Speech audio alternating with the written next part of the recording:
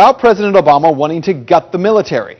Remember last year when Washington was having that huge fight over the debt ceiling and whether to raise the debt ceiling or not?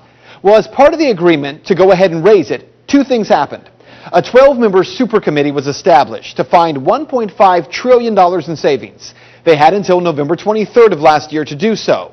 If they failed, something called sequestration would kick in. Congress agreed to $1.2 trillion in automatic cuts over 10 years. Half of those cuts coming from defense spending, the other half from non-defense. Well, the super committee failed to come up with cuts, and so sequestration kicked in, which according to the CBO will reduce federal discretionary spending by nearly $94 billion in 2013 and $1.2 trillion over the next decade. And it all begins January 2nd of next year. So I asked Congressman Ryan about the fact that these cuts that the Romney campaign keeps blaming on the Obama administration were part of a debt ceiling compromise. You're talking about cutting defense spending, though. Isn't that part of the debt ceiling compromise? So we don't agree with that. That's the point we're trying to make. I voted for a bipartisan budget agreement.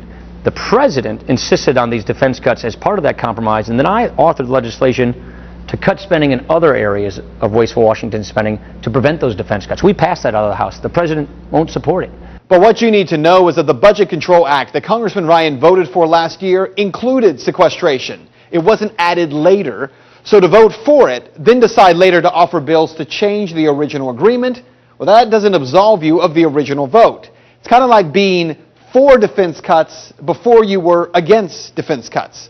If Republicans didn't want this, John Boehner, Paul Ryan, and all the others, shouldn't they have just held their ground last year? And that is Reality Check.